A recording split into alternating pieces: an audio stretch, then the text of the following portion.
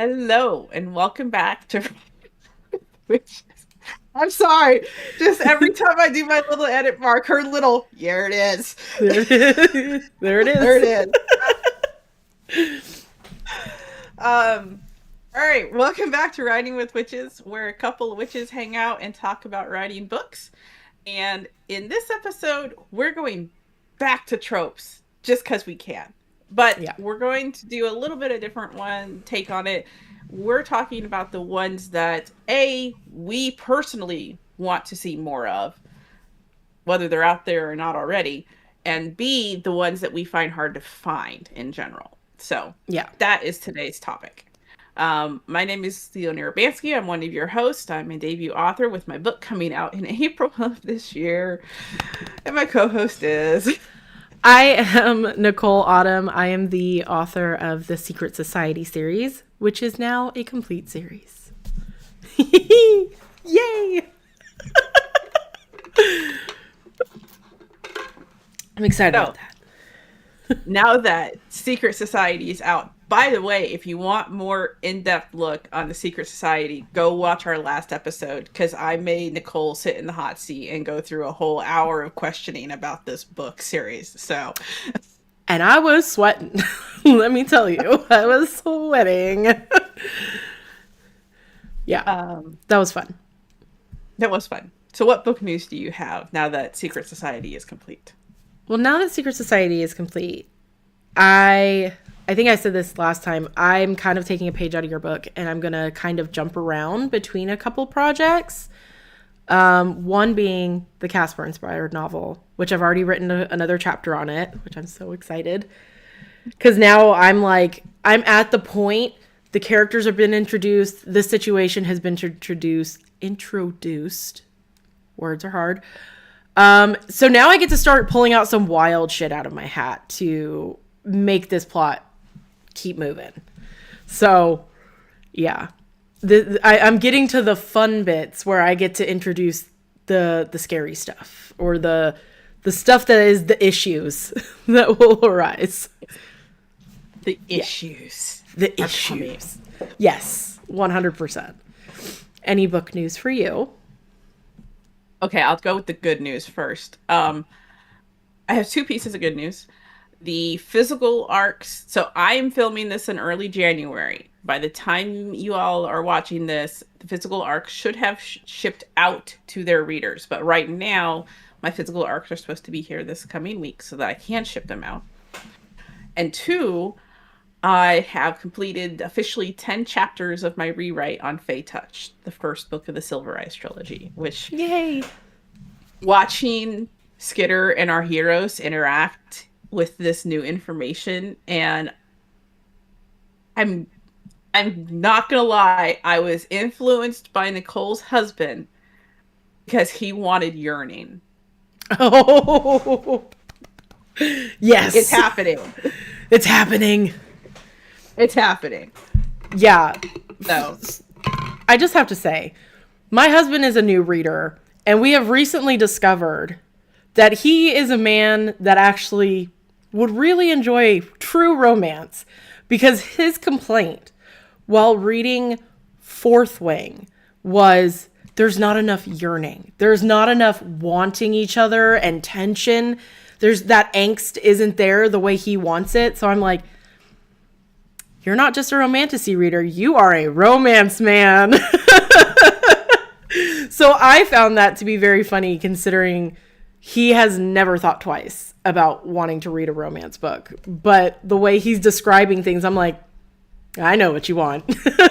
And that is real romance reading. So yes. Fae Touch was already a romance, but now there's that. I mean, it was kind of already there. It's just they kind of admitted to it pretty early on. There's other issues that are keeping things from happening in that, but like literally one of the lines that I wrote was, she said something and he's like, what's that mean? And the line is like, there was a hope he didn't know that he wanted in him. Oh, I can't wait to read it now. So I'm that's really the good excited to news. read it. Um, I'm not going to say it's bad news, but it is news due to life circumstances, grad school starting again. Um, Other news that has probably come out by now, but I don't know for sure, so I'm not going to say it yet. I have decided against doing a Kickstarter for Fire Magic. And I know this is literally coming out the month it was supposed to happen, so I'm sorry for the short notice on this.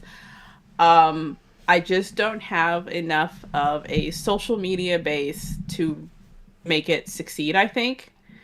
And I don't think I can time-wise afford to put all of that time and effort into this and making it as good as I want it to look and not have it succeed. Yeah. So, but don't worry, I'm still publishing the books. The books were going to get published whether or not it succeeded anyway. I am still going to do the special edition with the alternate cover because I want to see that cover on that book. And as much as I love Alex's cover, don't get me wrong, I still want to see the special edition cover. Yeah. And all of the merch that Alex and I have been plotting on will be available in some capacity. We'll For let you know launch when. day. Yes. Yeah. So in So April-ish. April-ish. Yeah. Yeah. Um, so there's that. So I'm sorry if you were looking forward to it. Maybe if I have more of a basis for it, with Blood Magic, the second book of the series, or maybe I'll just wait till Death Magic, and that way I can package it all up as a nice, neat trilogy and do a special box set or something. I don't know. That'd actually We'll be a good see. idea. We'll see where it goes. Because technically, I'm still going to be doing grad school right before the release of Blood Magic too. So. Oh, Lord. Bless you. Yeah. Yes, Fun. my group chats are already suffering from me being in grad school again. Yeah. They're like, Nicole's like, no. Yeah. I just, it is what it is, you know? It is what I'll it is. root you on from the sidelines. So that's my book news. So, but yeah, good news. And I also made progress on another first draft today. So I actually had a relatively productive day. Nice. Yeah. Well, Tropes, man. yeah. So, this was one that I kind of came up with because it seems like right around this time, all of those lists of what I don't want to see in trope wise, what I do want to see this year, I've been seeing them all over. And I figured it would be fun for us to do one. And just talk about the tropes that we want to see more of. Just because there are certain tropes that become very popular and kind of take over, and then everyone's writing them. So first would be a true slow burn. So I'm not a huge slow burn girl. That's more you. But I can see the appeal of it. And when I read a good one, damn, is it good. So I can see why true slow burn is definitely on this list. I mean, you like Fae Touch, and that was kind of a slow burn. Yeah. I mean, The first half of it. to be fair, even though the romance subplot in Fire Magic is not like a main plot, that slow burn tension, oh my god, is it there? So, like I said, when it's done right and the yearning and the wanting is there, and oh, it's so good. But I feel like a lot of the slow burns that we've been coming out and seeing lately are maybe they're wanting each other for what, maybe half the book, and then they're together. And you're like, wait. I thought this was a slow burn. This is supposed to take a while. So, yeah. But when it's done well. Yeah, Oh. the situations keeping them apart, whether it's self-imposed like in fire magic, or emotional issues, or straight up some kind of physical issue keeping them apart, or just not willing to admit to it. That's what's That's a big happening in one. Branded right now. In one of my first drafts, is they don't want to admit to it because of where they're at. So Yeah. yeah, true slow burn, where there's the glances and the slipped words and the we can't be together for whatever reason, but we want to be together.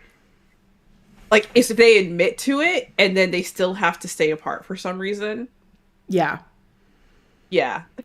That Now, oh, what is it called?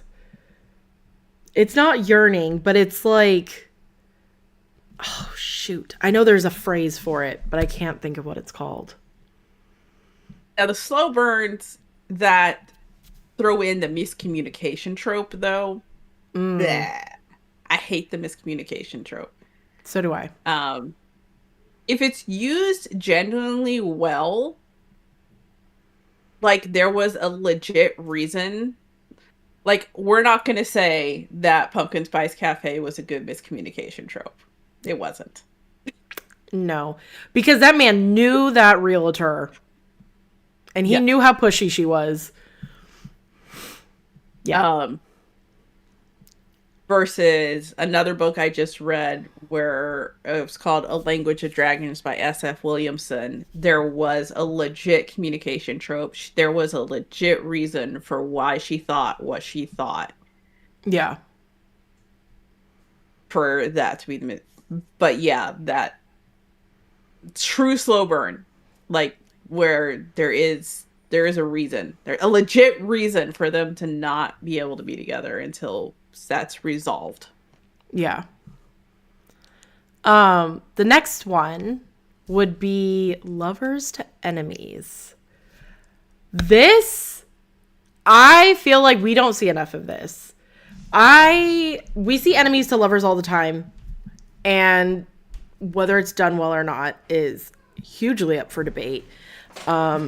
Because I feel like most enemies to lovers aren't, they become lovers too quickly and they don't hate each other enough. But lovers to enemies, that's kind of nuts. But I will say I did actually write this at one point with The Rise of the Fallen. But they still weren't super enemies. She still kind of digs him. So I mean, you I had to mean, have the but yeah, they had to have a moment. But yeah, just seeing the slow decline from them being madly in love with each other to then like ready to just kill each other, literally, would be just so good to read about. I've attempted it. I can't think of any recent books that I've read a true lovers to enemies. Like, to actually see that and see it executed well. Like, I've tried to write it. Like, there was a little bit between Druce and Brenna. A little bit, not very much. It's a turned out. That Druce man. couldn't hold strong. No. Um but yeah, to actually see that. But I'm also, yeah, I don't know, man. I say I'm a realist, but at the same time I'm kind of a romance. I want that happy ending. Yeah. Yeah. So then, would you say you want to see more lovers to enemies to lovers? So it's like, I want to see lovers to enemies where one of them kills the other with tears in their eyes. ooh, Like, they had to that's do it. yeah, that's There kind of was good just, though. and the other one was like, I'm going to let you because I deserve it. Ooh, I think that would like tear me to bits. I want to read it so bad if in that situation. I have written some fan fiction where it kind of did happen. He didn't die, but he saw her coming and he was like, I deserve this. And he was going to let her kill him. She didn't, but he was going to. I just realized. Um, I think I've kind of written this with Roland. Yeah, no, you did. You I absolutely did. Yes. I just thought of that. I was like, wait, that sounds a little familiar.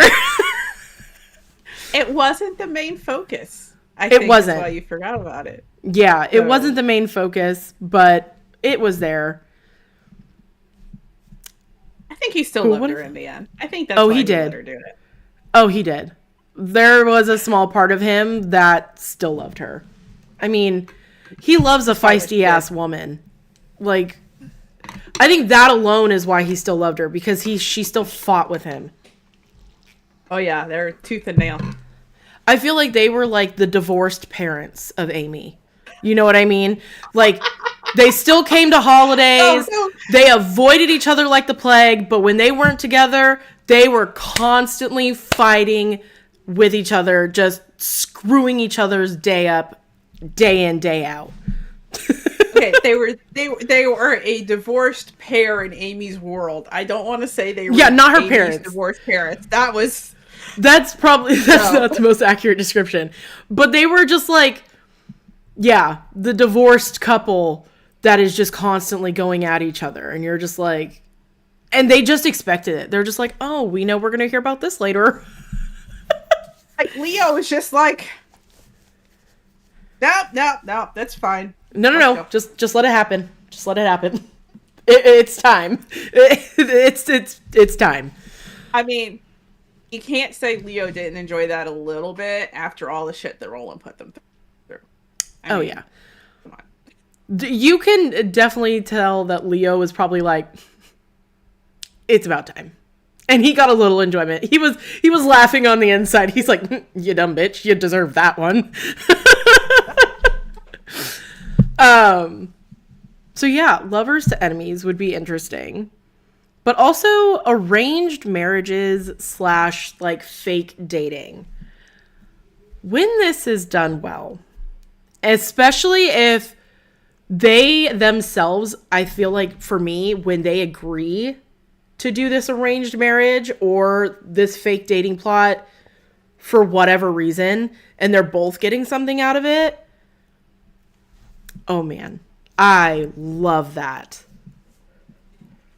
My favorite example of that in pop culture is the Sky High movie with the redhead and the fire powers dude that I can't remember their names. Oh, But yes. the fake dating, yeah.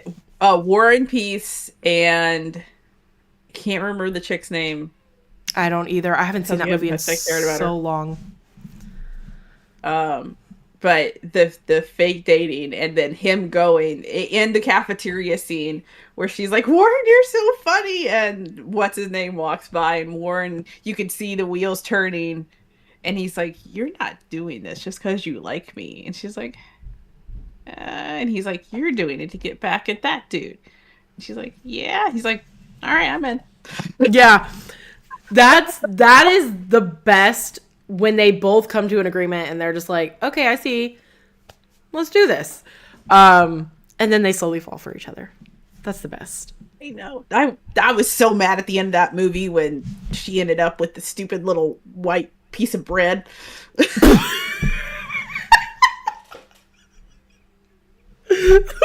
piece of bread. Oh my god. No, Yes. but I will say I do agree. I wanted her to end up with War and Peace so bad because he was the hot one in that movie. I don't care what anyone says. So yes. that, I mean, but let's just say that tells you where our love of dark characters come from. It started there.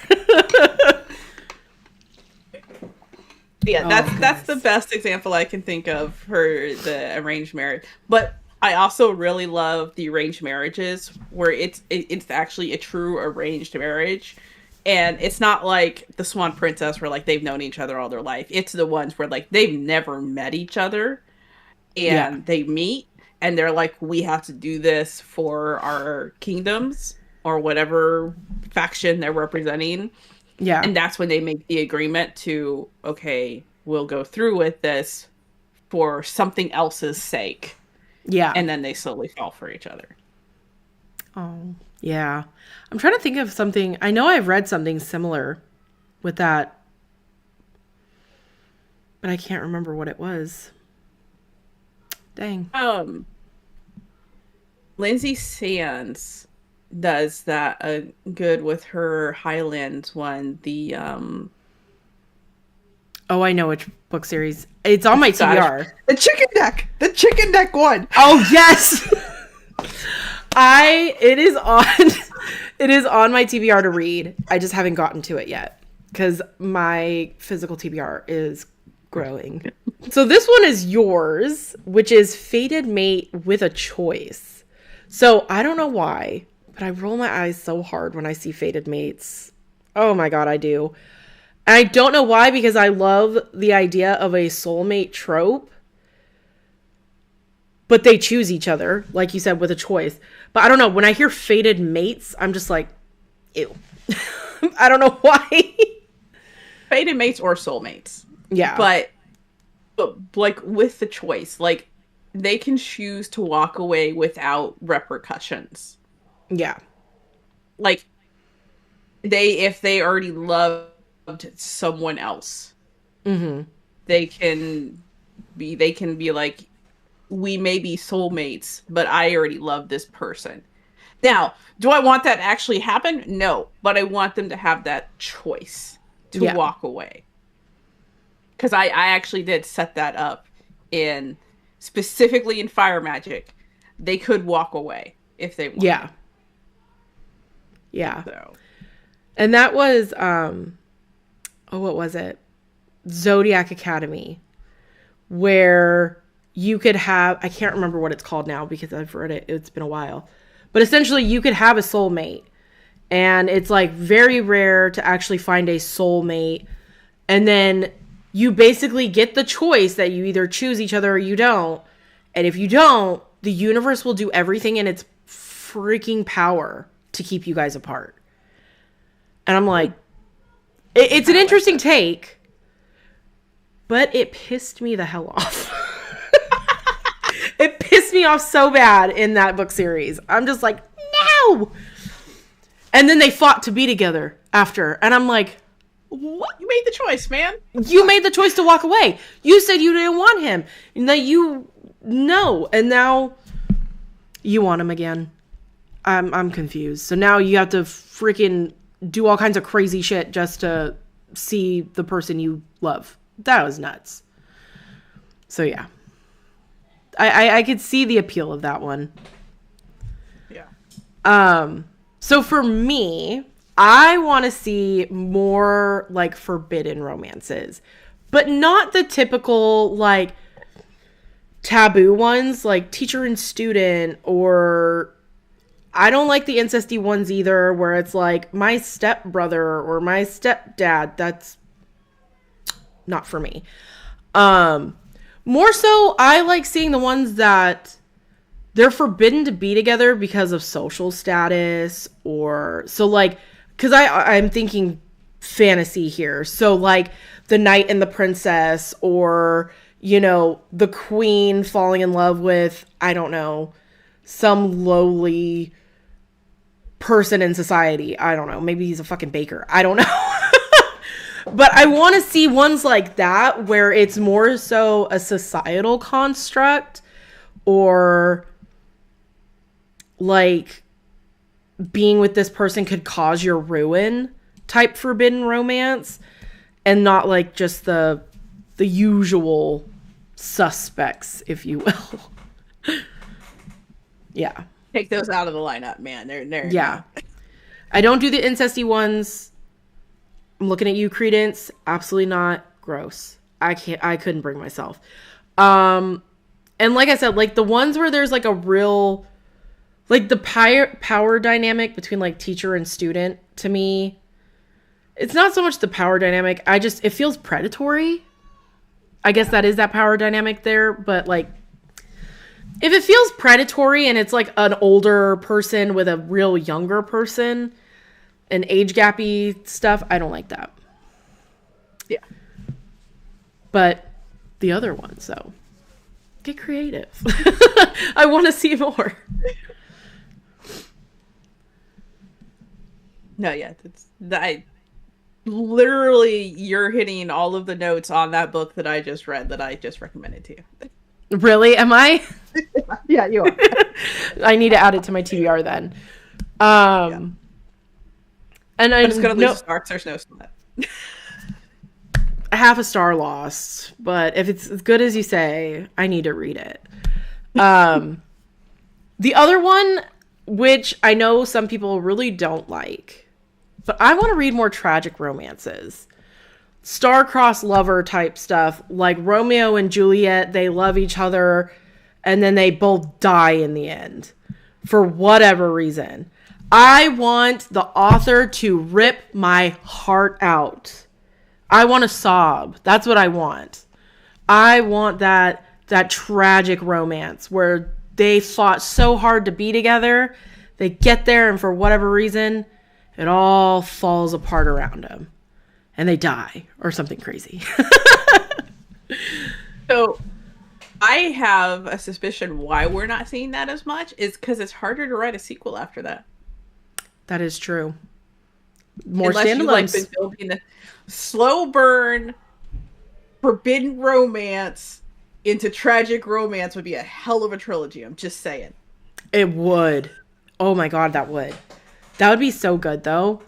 If you could rip your heart out. If someone could pull that off, 5 stars. Across the board. Oh my god. That'd be amazing. I see the wheels turning over there with you. You're just like, what could I write next? What could I write?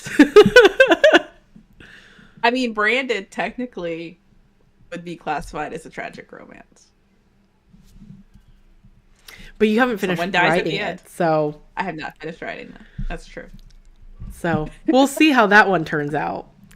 If one day you see me on the podcast and my eyes are puffy and red, then you probably know Leona has written something tragic, and I have cried. I handed it to her the morning of the podcast. Like, okay, here you go. Here's that story you've been wanting. Yeah, and then she's like, what? Just come on a blubbering mess. But I want that, though. I want, like, books are supposed to make you feel something. And I feel like a lot of the ones that I've read lately, I'm just like, eh. They're safe. Yeah, I don't want to read. I mean, don't get me wrong. I love a good happy ending. Like the rest of romance readers. But dang, sometimes you just want the author to rip your heart out, you know? Oh, I just need a good cry sometimes. And I haven't had that. So, yeah. All right. Well, I know what I'm doing for my next short story. Got it. Noted. Tragic romance. I need to rip Nicole's heart out. Make Nicole cry. Big red letters on the whiteboard, and that's the goal. Yeah. I love that, though. You're like, your wish is my command. I will make it so.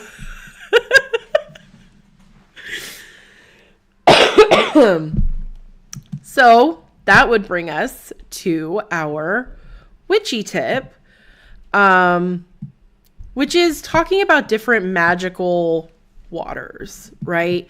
I'm sure everyone's heard of moon water, rain water, but every type of water has a magical property to it. So like, for example, stormwater is really great for having that kind of, I don't want to say chaotic energy, but it can be a little bit. It just has, a more charged energy. It's like, oof, you know, it's not that like calm moon water or like river water where it's nice and just, so yeah, they all have different purposes. I'm trying to read this, but my I can do this if you want. I can see yeah. it. If you can Um, see it better than I can, because I'm like, we have notes. We have notes on this. yes, I am gonna kind of, as a water witch, sea witch, I am going to say, right off the bat, that first and foremost, water is going to be cleansing. I mean, that is an indelible property of water in witchcraft, is that it is cleansing. Now, the type of water you have, I think, can kind of determine what kind of cleansing and what other properties you can bring to it. Like we said, the storm water, it's a charge, it's vitality, strength, that kind of thing. Versus the river water, which it's always moving, it's a focus. It's that kind of focusing strength and power. The moon water, charging in a different way, more like a peaceful fill up charging versus a yeah, really in your sound effect face. and all. Yeah, It's also very moon water is especially cleansing because it's kind of coupled up with that moonlight coming in and getting to you. um Seawater and ocean water, I'm gonna kind of go a little bit off the notes on this one because my impression of seawater, ocean water, is just it's pure strength. I mean, yeah, if you think of the ocean and you think of the sea, like banishing protection, yes, but it is just strength. Like even more than storm water to me is you if you're gonna put ocean water in a spell, holy shit, that had better you better be ready. yeah, Um, Rainwater, growth, rebirth. Again, it's always cleansing because it's water. Um, Also good in ritual baths. yeah. Dew water, healing, love and fertility, that kind of thing. Snow water. I'm having to lean forward a little bit to read this. Sorry. No, you're good. Um, Peace, and balance, and I can definitely see that with snow water because the balance of that. Yeah, Um, Spring water is often, and I agree with this, holy water because I mean it is literally coming out of nature, which for a witch is holy. yeah. Smack my mic.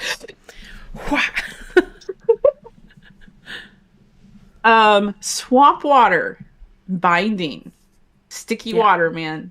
You better be ready. Whatever you're going to use that swamp water for, it's going to stick, and whether you like it or not, yeah, that's just the way it is.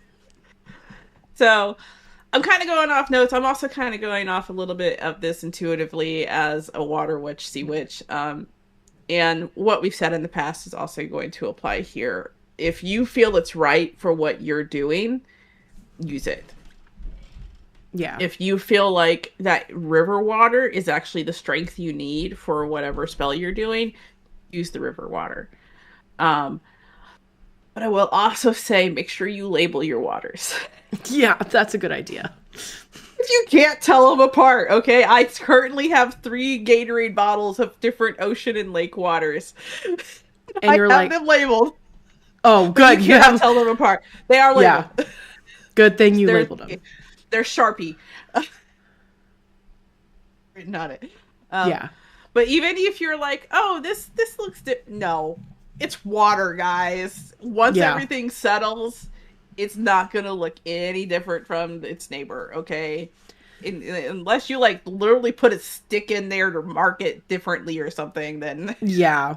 I think the only one that you would probably be able to tell the difference is that swamp water because it is not going to be clear. That's about no. it. Once it starts to settle, though, it's gonna be Yeah. clearer than you think. Yeah, And if but you're still gonna have that like real you're gonna have murky that spell at the settlement. top. Yeah, yeah. Probably the only one you'll be So able to tell. yeah, so yeah, mark your waters, label your water. You should be labeling all your spell ingredients, to be fair, but especially waters. Especially if you know if you went to all the effort of collecting moon water, because moon water, you're supposed to be getting up and getting it before the sun rises, which I don't know about you, but that doesn't happen that often for me. Nope. No. Um, so keep that in mind when you are collecting water. If you're putting the effort into getting that water, then I'd highly suggest making sure you know what you use it for. Also, so you don't mix up. You don't want to use moon water when you actually need ocean water and vice versa. Yeah. I will say That the could thought backfire. the thought of using and collecting dew water, oh bless you, because that would take forever. A tiny little bottle. That's what I was thinking. I was like, it'd have to be like a little tiny vial that you like cork, and you're like, my little bit of dew water. Like, Just going out to the roses and like, duk, duk, duk, duk. right? I would name that one something cool like Dragon Tears or something. And they'd be like, what is that? And you're like, oh, it's just my dew water. That is my little spiel on the types of water and collecting them. And um, I'm also going to say a note real quick on collection because I know we have another minute or two before I have to wrap this up. Put intent into collecting it.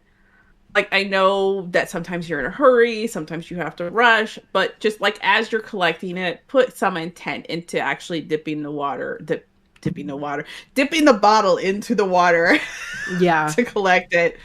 Um, and if you have the time to sit and reflect on, even if you don't know what you're going to use it for, just sit and reflect and be thankful for the opportunity to collect it. Like my poor friend in Maine just sat back on a rock because she knew what I was going to do. And I just sat there on the sand for like 30 minutes. You're like, this may be a while. She's like, yeah, I know. Here, give me your coat. Please hold. I must thank the water and reflect. So, no, she was very, very sweet about the whole thing and let me do all. I have so much video footage from up there where she's like, okay, let's stop here. You can get good pictures from here and you can stop here. And she was the best. That's awesome. Thank you for that if you're ever watching this podcast. Yeah. So, yeah, put some kind of intent. Maybe if you want to say some kind of prayer or thankfulness or just some kind of gratitude to the water as you're collecting it, to being able to collect the water, being in a situation where you can collect the water. Because I know, as someone that lives in the Midwest, like it took a lot of effort for me to go collect ocean water, and I was very thankful for that opportunity. So, keep that in mind for those people that live on the coast that can go to the ocean whenever you want. Nicole, keep that in mind for us poor landlocked people. I will say it is like an hour drive for me, but yes, you're like, ma'am, an hour. It's like days for me to get to the ocean. Yeah. And it's always a good idea when collecting anything to at least thank whatever you're taking. If you're harvesting bark from a tree that you need or whatever, always just thank it. Thank you. Give it a hug. That's all you have to say. Just put your hand on it and say thank you. If you can't think of anything else to say, that's fine. Just, express your gratitude. Yeah. It's a, they're nature spirits, but a simple thank you goes a long way, Yeah. So that was our witchy tip. Thank you. Because I don't do a whole lot with different waters. So jumping back into our topic, now we're going to be talking about tropes that are probably harder to find, or are not as common that we enjoy reading. And that first one, which I think we can both agree on, is true morally gray characters. And I find that with reading what I read, a lot of the time they're not very morally gray. It's more so they're either like morally black or they're just assholes. Like, I hate to say it. They're assholes, and you're just like, okay, but where's the morally gray at? I want it. So yeah. And I'm probably going to use this as referencing for a couple of these tropes because she did leave Bardugo with the Six of Crows book. Kaz really was morally gray. Mm-hmm. Like, the majority of his motives were for himself, which to me is he will do whatever it takes to get to his goal. And his goal was selfish. So I'll give, for all that I bitched about it in the last one, I still picked up the second book. Oh my goodness. It's funny because I actually got Nick Six of Crows, which I know you said you didn't like that ending, but I'm like, he's not going to be that picky about it. So I think he will enjoy it. So I did end up getting him that one. Purely based off of your recommendation. Like up 99% of the damn book. That one time you were pissed. One line. And for someone to piss me off that much with one line, you know they're a good author, though. Because like you said, books are meant to make you feel things. Oh, yeah. Now, I don't think I felt what I was supposed to feel. That's fair. But I felt something. Yeah. Yeah, so definitely more true morally gray. Where they're doing things that... And sometimes morally gray can be considered that they're doing bad things for good reasons. But... I mean, technically... that is what morally gray is sometimes, and it doesn't mean that it's not a self-serving reason, but it's supposed to be they do bad things for, okay, not good reasons, justified reasons. What would you like to see with platonic main characters? Just exactly that. I want to see a main character that is partnered up with someone that they normally physically attracted to, but maybe they have a partner that had to stay home for whatever reason, and so they are just friends with this person they've partnered up with to do whatever quest they need to do, and they're going to go home at the end of the day, hopefully they don't die, to that person they love. Okay, yeah. Like, they are really good friends. They've saved each other lives. They're willing to give anything for them, but they don't love each other romantically. That's fair. Considering, in fantasy, it is now romantasy. So, well, not all of it, but romantasy has far surpassed, and that is now, like, the main plot point, is the main character is falling in love. Yeah. That's fair. And and it's funny, you write what you want to read.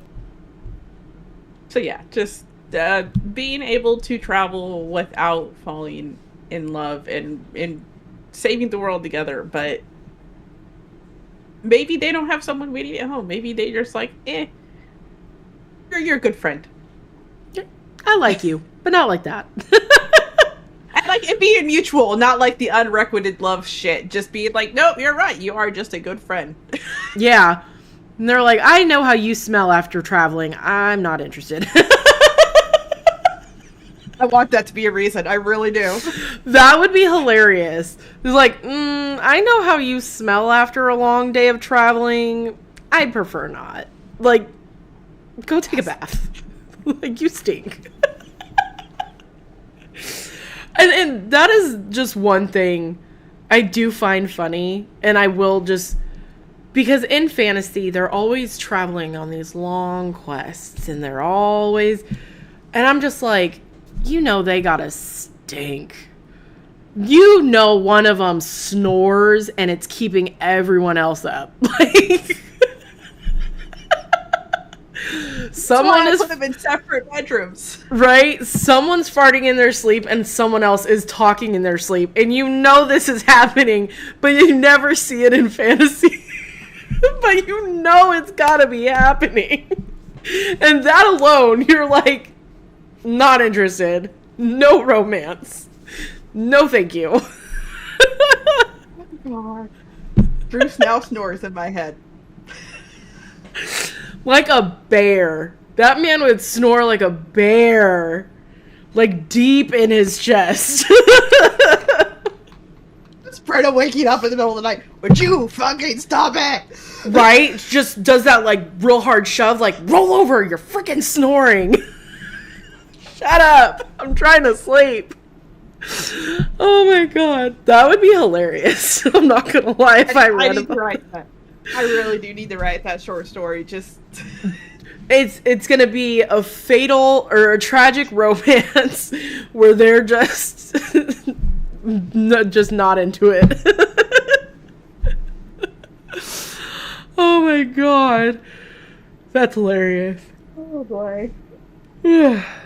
Anyway, So another one that you put down was mothers as main characters. I thought that was interesting because I feel like you really don't see a lot of moms unless you're looking at like contemporary romance. You'll get like the single moms and single dads, but like when you're looking at fantasy, it's very rare when you see a mom as the main character. the one that I think of the most is the fifth season by NK, I think, Jemison. Mm-hmm. And honestly, besides Fire Magic, that's the only one that comes to the top of my brain.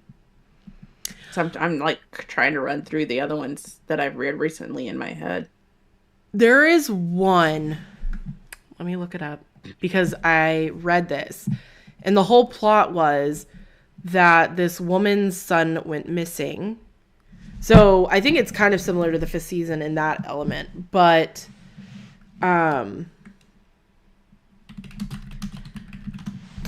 it's her son goes missing and she goes through a portal and her son is grown at this point. Like there was like some type of time situation and she goes in and her son is like a grown man and is in like charge of the military in this world. And yeah, because like I said, the time difference was nuts. But he had grown up and was raised by this man. And it was actually very interesting because she has a good relationship with her son. And when she gets there, like, there is that familial bond that he has with his mom. And it was actually really nice to read about. Okay, so it was called The Houses of Glass and Night by T.L. Combs. And the main female character is POC, and it features like an interracial relationship. So it hits on a lot of different topics that you don't normally see in fantasy. And I actually really like that book. I gave it a 5-star when I did read it. So yeah. That one was the first one that came to mind when it mentioned moms as main characters. Because I think that's the only one that I've actually read where, besides Fire Magic, where the mom was the main character. And she falls in love. Well, and mothers and fathers. Like, parents. Anyone that's had parents, anyone that's had children. Yeah. What would you not do to save a child? Your child. You know, your child specifically. But yeah, how is that not motivate a good enough motivator versus this random himbo you just met the other day who's hot and you want to bang? I mean, I mean, you got a I see point. the appeal, but I'm just gonna say, Yeah. The appeal is there, but true motivation. Yeah, I would agree. We need to see more parents in fantasies saving their kids, or even if they're just their kids being with them. They have yeah. something that they have to do or accomplish, and their kid is just with them.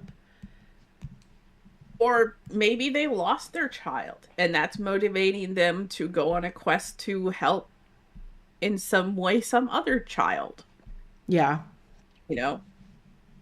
that would be So, that would be interesting to read about. But I know a lot of people don't like reading about kids, so I don't know why. I mean, the kid doesn't actually have to be involved. I mean, I wrote this to where you Yeah, barely know the daughter. Like, yeah, you get one chapter from her perspective, and she doesn't show up again until, yeah. You see her more in Blood Magic, but even then, yeah, it's very little, and it's more so to serve a purpose of what is going on around her than yeah. yeah. Um, So, the other one would be older main characters, which we have both written older main characters. Mine is 30. Yours is over 100 years old, I believe, isn't she? it's like 300. Yeah, she's up there. But she looks good. She looks good. But I yeah, mean, not everyone wants to read about, the 17, 18, 19-year-old, hell, even 20-year-olds going and saving the world because your prefrontal cortex is not formed. You're going to make a lot of dumb decisions. You're probably not going to save the world. I'm just saying. So, it is nicer to read about older main characters. Did you want to cover this next one? Because this one is one you specifically put down. so I would like to see more asexual and aromantic characters. And I am just going to straight up say, no, I am not ace or aro, but I have friends that are. And I think it's also interesting to write. I literally have an ace character show up in fire magic and an aro character show up in blood magic. So I'm trying to get the representation out. Yeah. But I I mean, having someone save someone just because they're a good person and not because they want to bang, I mean, that's plenty motivation for an asexual person. Just because they aren't interested in sex doesn't mean they don't care about people. Yeah. Um, Same with an aromantic person. Just because they're not interested in a romantic relationship doesn't mean they can't have friendships and they can't care about people. And Yeah.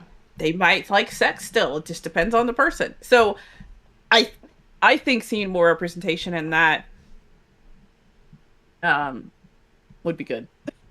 I think that would be interesting. It would definitely add like different dynamics to like friend groups in books or romantic relationships. Like you said, someone who's a romantic may still have sex with people, but they just don't want that romantic connection with someone.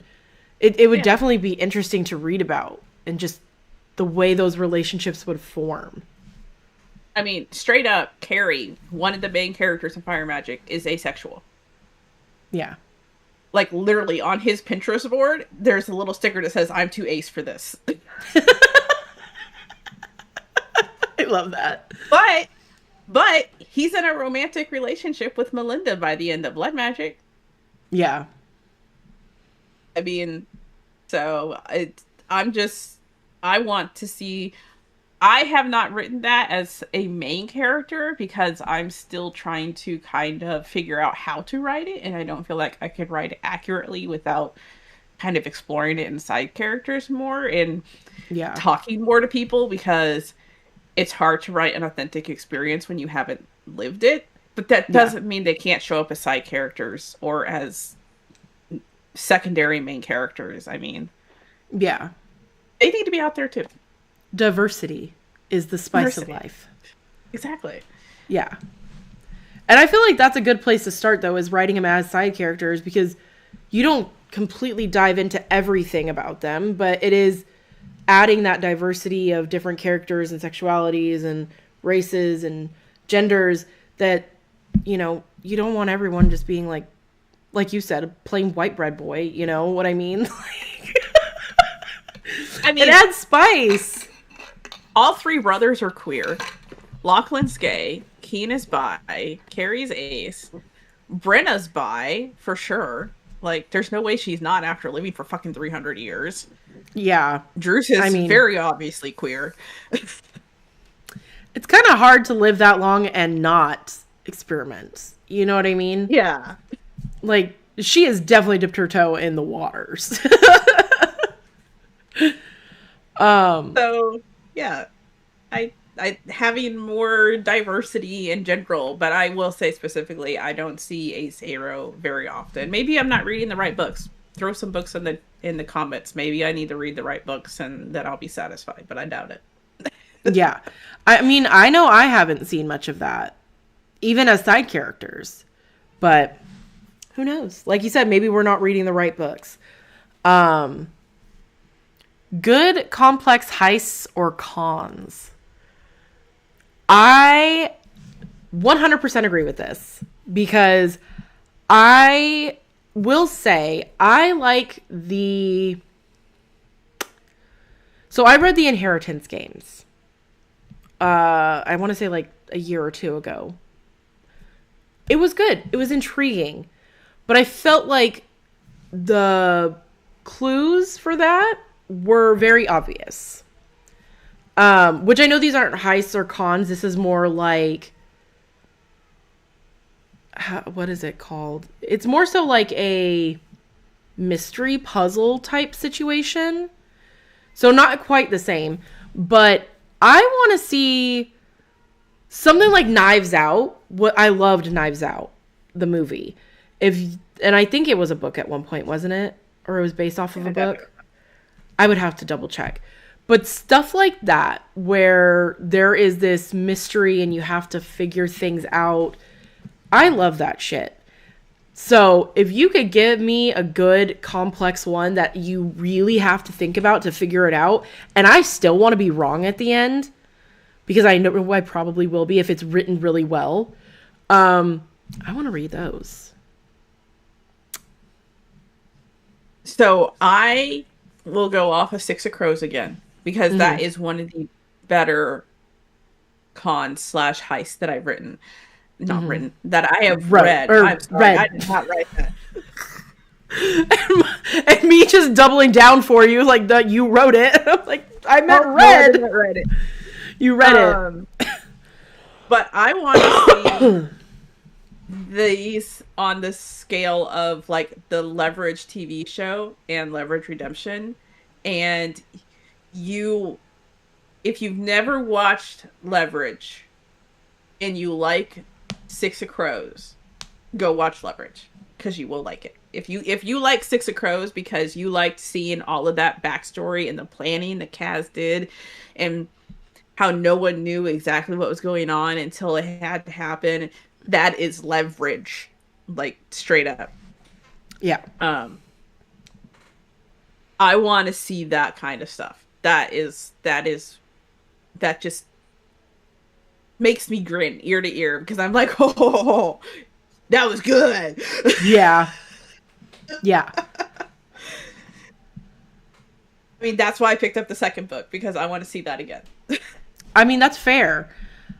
Yeah, those type of books where you could see the planning behind is so interesting, because you think you would know how it goes, and then when you're reading it, you're like, oh. And like you said, sometimes you don't know everything until it all falls into place, and you're like, well, damn. I did not see that coming. Yeah. For sure. So, that's where I was at. Yeah. One that I would like to see, I do read quite a bit of, I would say, darker romance or dark romance. I kind of just want to see a little less shock value and a little more better plots. And I know dark romance does deal with a lot of heavy, dark topics. But I feel like sometimes these authors are just writing the most insane shit that you could possibly think of happening and throwing it out there and thinking that, you know, that's going to make a good story. And I just want to see better plots. I do. I write dark shit. My books are not for the faint of heart. They're kind of niche in that they do deal with a lot of dark topics. But I felt like it made sense to the plot. The plot was there. Crazy shit happened, but it furthered the plot. And not just in the way of, wow, that was some crazy shit. Now we have to deal with that, if that makes sense. Yeah, no, it adds up. You can see the pieces that were there. And so what happens for a reason versus throw the knife at the wall and figure out what topic to throw in there just from that. You know? Yeah, it's like the dartboard situation. Yeah, like, spin the wheel. What crazy shit can we add now? Okay. Oh, the house catches on fire for no apparent reason. Or, you know, and it has to do particularly when it comes to the physical relations. We have read some crazy shit. Okay? Crazy.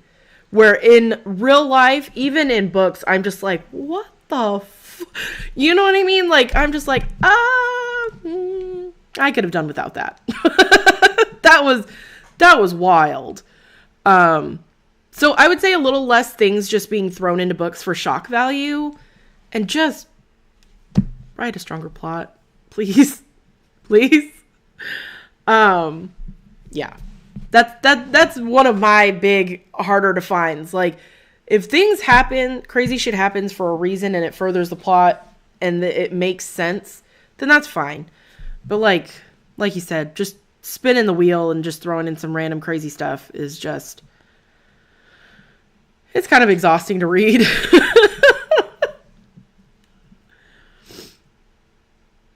No, I have nothing to add to that. You're not. I'm not going to bring up the topic that we had before because I don't think YouTube would be very happy with that particular turn of phrase. But yeah, there is one more that I do want to throw out there that I forgot to write down. I want to see more male and female, not just female, male too, different body types. Yes, I do enjoy a good hunky ass man. Don't get me wrong, I wrote them myself. But you know, sometimes a dad bod is nice, or a thinner man that is, you know, not fucking ripped and never goes to the gym. Or damn, throw in a muscle mommy or a plus size girl. Like, I want to see that. I want more realistic body shapes. That was my other one that I thought of. No, that's fair. I actually agree with that, and I'll be honest, that is how I pictured when I was able to picture my characters as some of those, because I deliberately was trying to make them different body types. I mean, there's a reason the three brothers all have different dads, so I could get away with it. They are completely different sizes. All of them.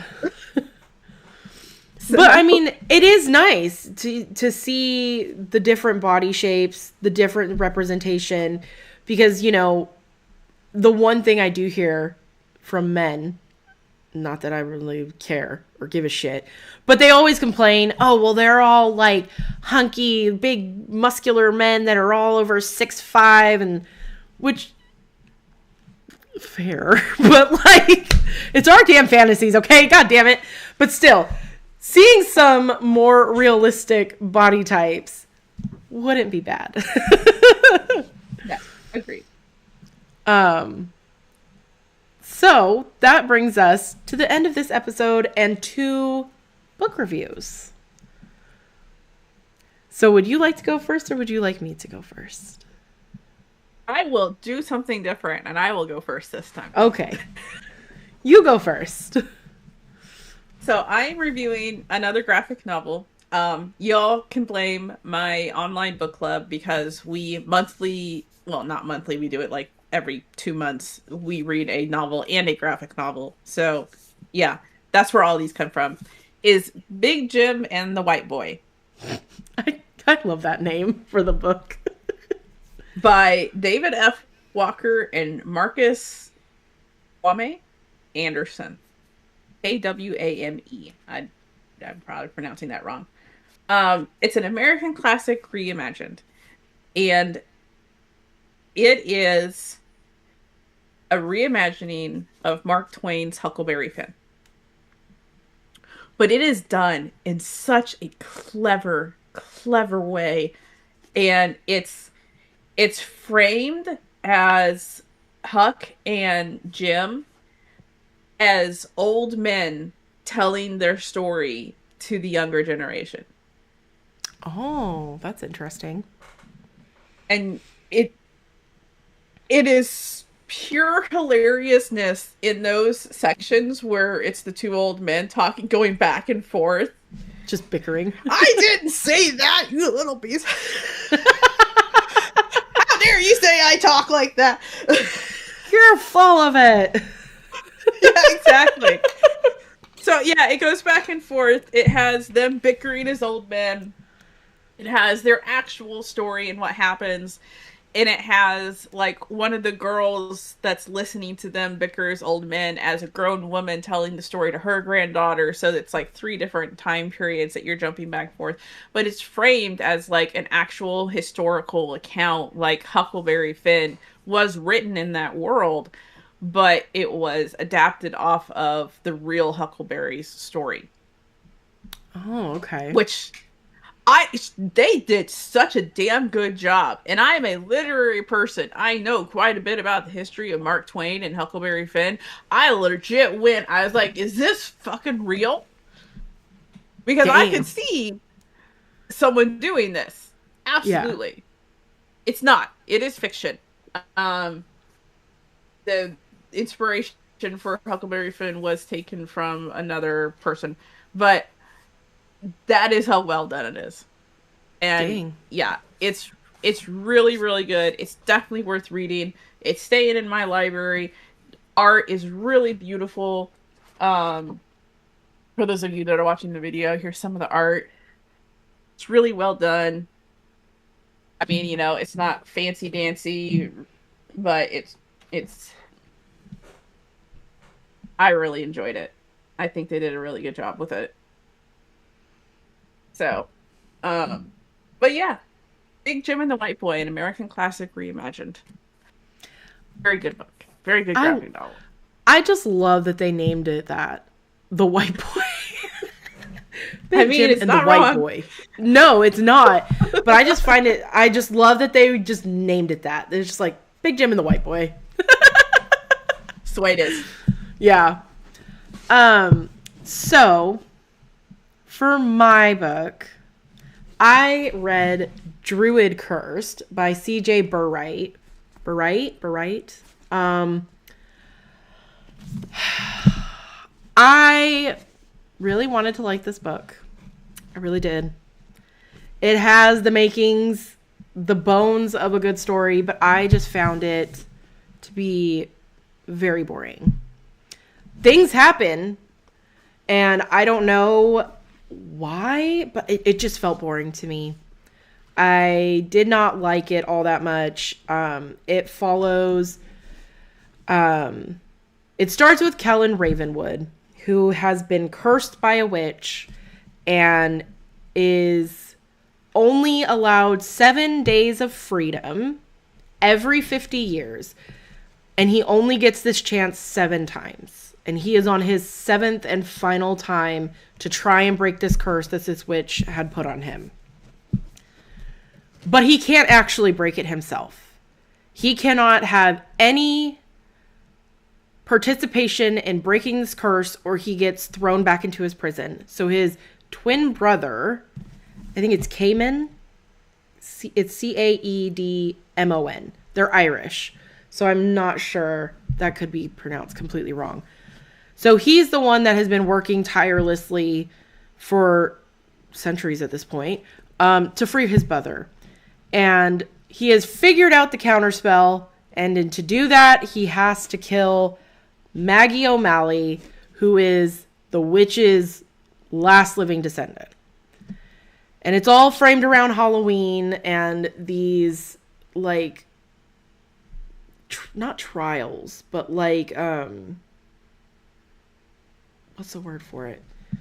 Like activities that they have to participate in. And in the end, they win money if you can do all of these activities and win. And she's doing this purely because she wants to save her dad's house and start a business because she's just recently divorced and her ex-husband took everything. So there's a lot going on. There's a lot of subplots that happen that some kind of just feel unnecessary. And there's a lot of repetitiveness. Like, she's always complaining about her ex-husband, which fair, totally fair. But the whole, oh, I don't want to love him because I just got divorced, but I do love him, but I don't love him. I shouldn't, and I want to. Like, the whole back and forth for me just kind of got a little annoying. It really didn't get interesting until, like, the last 40-ish pages. And that is literally when she comes up to fight this person. I don't want to spoil it. Well, it's a witch. They fight the witch. And that's kind of from the beginning. They realize that.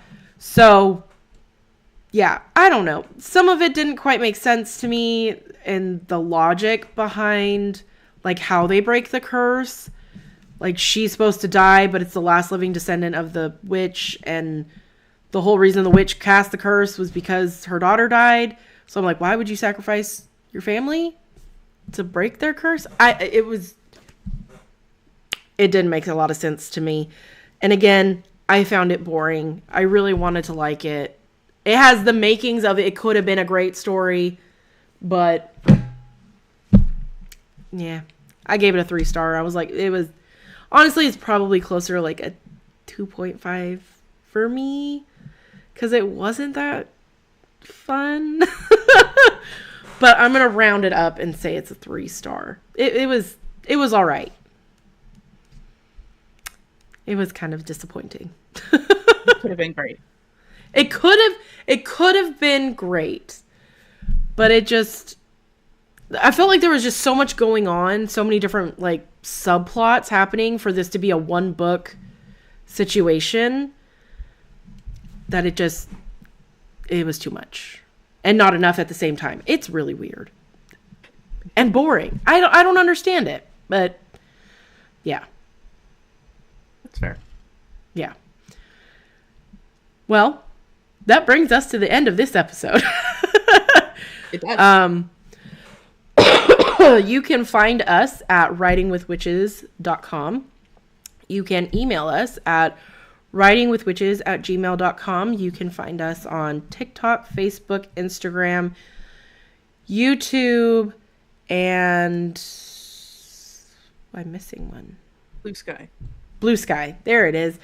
As Writing with Witches, we also have a Discord server. So if you would like to join the Discord server, everything will be linked down below. You can find me at all the aforementioned places as author Nicole Autumn. I also have my website, my newsletter, my Discord server, all linked down below. So if you want to go check that out, you can. Leona? You're going to mainly find me on Instagram and Facebook. You can also find me at leonaurbancyauthor.com and sign up for my Substack at leonaurbancyauthor.substack.com. I am still sending newsletters out, I promise. Holidays kind of killed the December newsletter. I'm going to do my best to fix that. I have more concept art. So stick around. And yeah, plug one more time. Fire Magic's releasing in a couple of months, so stay tuned for that. Yeah. So the preview for next week, we're going to be doing kind of a little mini series on world building. And the first one we're going to be talking about is all about like physical landscapes in and just your like setting overall for your world building. So yeah, that is what you can look forward to next week. I think that's it. So thank you all for watching and or listening. And I hope you guys enjoyed the podcast this episode, and we will see you guys next time. Bye. Bye bye.